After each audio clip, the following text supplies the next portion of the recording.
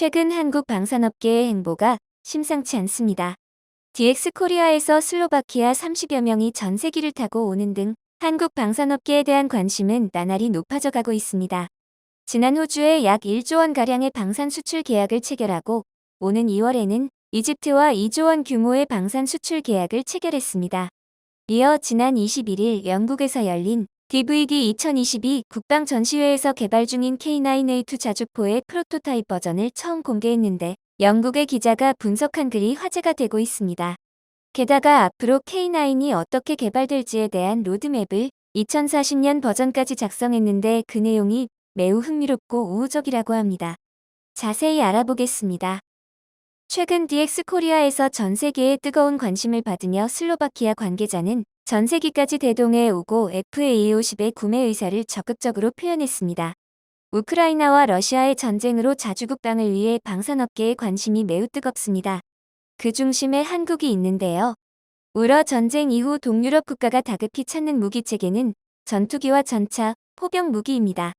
서유럽 방산 기업들도 이런 무기체계 라인업을 갖추고 있지만 동유럽 국가의 관심을 끌지는 못했습니다. 그 이유는 무엇일까요? 바로 서유럽 방산업체의 무기 가격은 지나치게 비싸다는 것과 계약 후 납품까지 4에서 5년 이상 기다려야 한다는 문제점이 있습니다. 무기 체계를 개발 제작한 국가에서조차 낮은 가동률과 높은 유지비로 비판받는 무기를 구매하기에는 부담이 너무 큰 것입니다.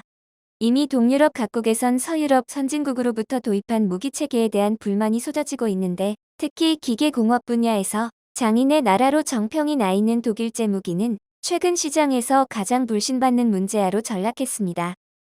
독일은 자국산 펜저 2000 자주포 18문을 우크라이나에 기증했는데 이 중 절반 이상이 사실상 가동 불능 상태인 것으로 알려졌습니다. 마르쿠스 파버 독일 연방의원은 우크라이나가 받은 펜저 2000 자주포 상당수가 포신과 약실 안전장치, 사격 통제 장비 문제로 운용 불가 판정을 받았다고 폭로했습니다. 특히 독일군이 운용하다 넘긴 자주포는 평시 유지관리 부실로 포신과 약실 내구도에 심각한 문제가 있고 장거리 사격을 위해 고위력 장약을 사용하면 포신이 폭발할 수 있다고 합니다. 동유럽 국가들이 유상 구입한 독일 무기의 납기 지연도 심각한 문제 중 하나입니다. 가령 리투아니아는 2017년 독일과 복서 장갑차 도입 계약을 체결했지만 지금까지 납품받은 것은 40여 대에 불과합니다. 그마저도 불량이 심한 것으로 알려졌으며 독일군조차 자국 방산업계의 늑장 납품을 피해갈 순 없었습니다. 독일군은 레오파르트 2A7 전차 개조 작업을 발주했는데 초도 물량 인수까지 44개월이 걸릴 예정입니다. 최근 폴란드가 유럽에서 영향력이 막강한 독일과 프랑스를 제치고 한국산 장비를 대량으로 구매한 데도 이런 배경이 작용한 것입니다. 그러나 우크라이나 전쟁에서 차륜형 자주포의 한계가 드러나면서 영국 신형 자주포 수주전의 분위기도 빠르게 바뀌고 있습니다. 영국이 지상군 편제를 개편하면서 신형 자주포의 경량화와 고속 주행성에 초점을 뒀기 때문입니다. 유력 후보 가운데 차륜형 자주포인 세자르 시리즈는 상당한 해외 판매 실적을 갖고 있습니다. 성능 면에서도 호평을 받았지만 어디까지나 저강도 분쟁에 적합한 사양으로 적 포병과의 대화력전에서 자주포는 주행 중 사격 명령을 받으면 빠르게 준비를 마치고 포탄을 쏜 뒤 현장을 이탈해야 합니다. 적의 역공을 피하기 위한 사후 이속이 굉장히 중요한데 세자르는 정차 후 유압식 안정화 장치를 전개하고 나서 사람이 수동으로 포탄을 장전해 사격해야 하며 방열 속도가 느린 탓에 생존성이 떨어진다는 평가를 받고 있습니다. BAE 시스템스의 아처는 차륜형 자주포이긴 하지만 포탄 모듈을 완전 자동화해 방열 및 연사 속도가 경쟁 모델 가운데 가장 빠릅니다. 다탄 동시 사격 모드에선 포탄 6발을 각기 다른 각도로 연사의 같은 지점에 동시 탄착시킬 수 있는 괴물 같은 화력도 갖추고 있습니다. 다만 단점도 뚜렷한데 아처는 포탑이 작아 장전 장치에 탑재 가능한 포탄이 21발에 불과합니다.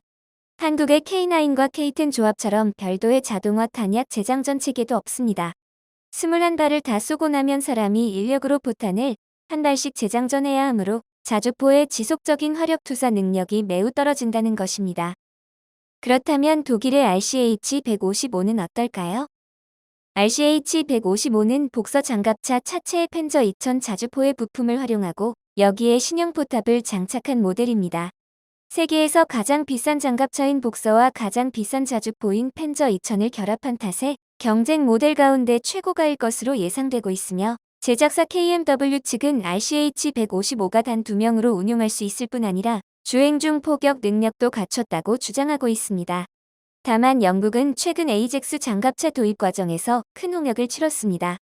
최신형 장갑차 에이젝스가 테스트 과정에서 잇단 고장으로 영국군은 미검증 첨단 기술에 강한 거부감을 나타내고 있습니다. 독일군조차 채택하지 않은 자주포를 영국이 선택할 가능성은 그리 높아 보이지 않습니다. 이처럼 주요 주자들이 지리멸렬한 상황에서 영국의 최강 자주포가 상륙했습니다. 바로 K9의 최신 개량형인 K9A2입니다. 이번 MFP 획득 사업에 참가한 사실상 유일한 궤도식 자주포로 세계에서 가장 많은 수출 실적을 거둔 데다 실전 검증까지 마친 모델입니다. K9A2는 분당 최대 발사속도 9에서 10발, 지속 발사속도 4발에서 6발 등 가공할 연사력을 갖췄고 사거리도 54km에 달합니다. 지속 사격 능력 또한 동급 최강입니다. 내부 포탄 적재량이 48발로 경쟁 모델 가운데 가장 많고 K10 탄약 운만 장갑차와 연계해 분당 12발의 포탄을 완전 자동으로 공급받을 수 있습니다. K9A2의 디지털 사격 통제 시스템은 고도로 자동화되어 있으며 외부 명령 및 통제 자산에 연결할 수 있어 아군 정찰 자산에 위치한 표적에 자동 총포를 허용하고 C2 네트워크를 통해 배포할 수 있습니다. 이는 표적을 미리 지정할 수 있기 때문에 승무원이 사격 및 급습 시나리오에서 신속한 사격 임무를 수행하는 데 도움이 되며 K9A2의 가장 주목할 만한 새로운 기능은 포탑 회전 위치나 주포 높이에서 재장전을 허용하는 다소 혁신적인 자동 탄약 취급 및 장전 시스템일 것입니다. K9은 영국의 MFP 프로그램에 선정되면서 한화 디펜스와 로키드 마틴 UK 등이 결성한 팀입니다. 한화 디펜스의 K9A2를 기반으로 영국 국내에서 제작되는 장비들을 탑재하고 인티그레이션하는 등의 비즈니스 협력체입니다. 팀 썬더는 트위터에 한화는 영국의 K9 센터를 설립해 영국 육군에 원활한 물류 지원을 제공하고 영국 현지 중소기업과 협력할 계획이라며 영국 육군에 세계적으로 검증된 K9A2 자주포를 제안함으로써 한화와 팀 썬더는 영국에 수천 개의 일자리를 창출할 것으로 기대된다고 밝혔습니다. 이렇게 영국 국내의 업계와 협력하는 것은 한마디로 수주 가능성을 높이기 위해서입니다. 팀 썬더의 제안은 여러 가지 매력적인 장점을 제공하고 영국의 기존 추적 포병 함대에 대한 업그레이드된 형태의 연속성을 나타내지만 많은 것은 영국 육군이 다양한 요구사항에 가중치를 부여하기로 결정하는 데 달려 있습니다.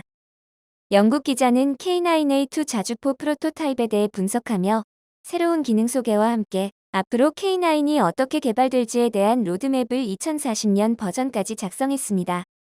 관계자의 말을 인용해 적은 개발 로드맵은 K9 제품군의 자동화 수준을 기반으로 구축할 계획이며 K9A3 변종은 2030년대에 개발을 완료할 계획이며 155mm L58 주포를 장착하여 표준 포탄의 유효 사거리를 10km 증가시키며 이 차량에는 자율주행을 포함한 완전 자동화된 운전이 가능한 향상된 자동화 기능도 제공될 예정이라고 전했습니다. 이외에도 한화 디펜스는 유무인팀 구성 기능을 갖춘 완전히 로봇화된 K9 변형을 구축할 계획으로 이 변형은 K9 넥스트 제너레이션이라는 작업명으로만 알려져 있습니다. 계획된 설정은 2개의 무인 SPH와 팀을 이루는 단일 유인 SPH를 포함하므로 2개의 유인 차량과 4개의 무인 차량으로 구성된 6개의 SPH 배터리를 사용할 수 있다고 합니다.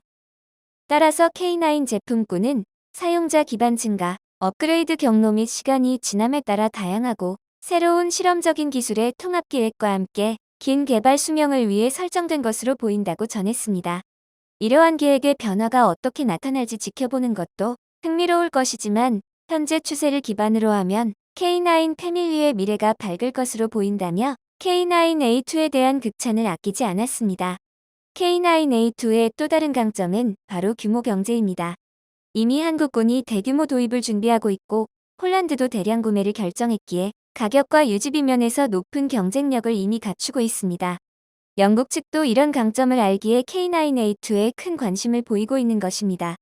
K9A2가 MFP 획득 사업 수주에 성공한다면 한국산 자주포는 나토의 동쪽 끝 폴란드와 서쪽 끝 영국 시장을 모두 평정하는 셈입니다.